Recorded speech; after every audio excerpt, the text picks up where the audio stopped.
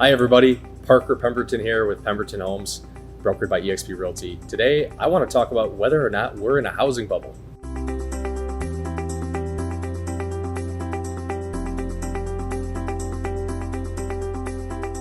All right, welcome back.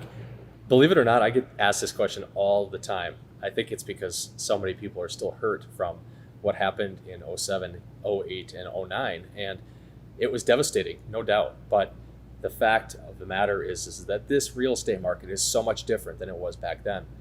We have had crazy price appreciation. We have unbelievable supply and demand, and interest rates that are historically low. As of December 2020, they hit 2.5%.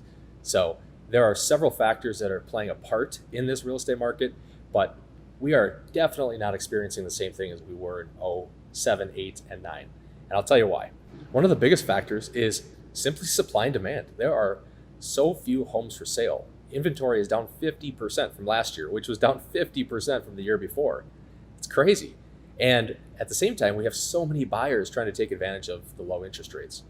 And another question I get asked all the time, but by friends and people on Facebook and clients is, well, if I sell in this market, I still have to buy in this market too. The reality is that there is nothing in sight showing that appreciation is slowing down. There is nothing in sight showing that supply and demand is going to change. So we think the market's going to go up 10% this year. It could go up 10% next year too. But again, unless that supply and demand changes, the real estate market won't change. The second reason why is homeowners are equity rich right now. In the last 5 years, the market has appreciated 34%. You think about that. If you bought a house in 2016, and that's nationally, by the way, that's not micro into our markets of Apple Valley and Blaine and Twin Cities, right? That's national statistics. So somebody's house who bought in 2016 or 17 could have gone up 50% if they're in a more higher demand area.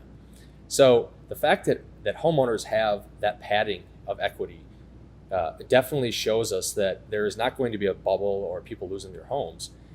If the market were to take a step back and drop maybe 5%, which would be a ton, by the way, people would just start naturally selling their homes and moving to different areas. They might see us as being over the top of the hill, and they might have an easier time selling then. But having 34% equity, it would take a catastrophic crash for those homeowners to really feel the pain. The third is that, in my opinion, the media and social media casts this really wide net of fear that homeowners are in forbearance, homeowners are in foreclosure, people can't make their payments. The reality of this is that 15% of FHA mortgages, which are government-backed mortgages, are in deferment, right?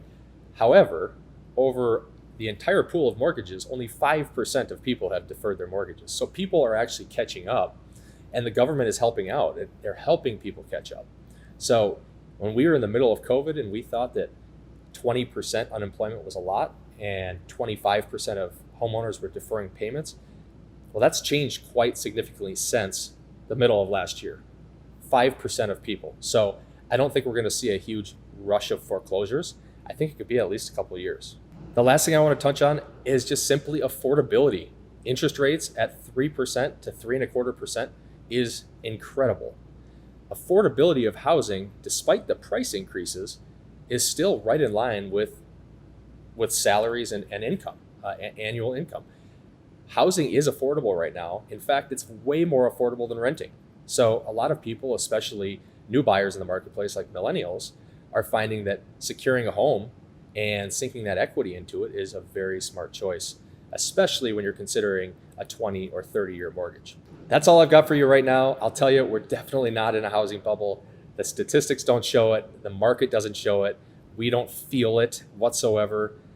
So if things do start to change, we are following this very closely day to day, and we would be able to see it. And we'll, of course, notify you guys too. So that's all I have for today. Have a fantastic evening. If you have any questions, as always, shoot me a text or a call. Parker Pemberton, Pemberton Homes. Thank you.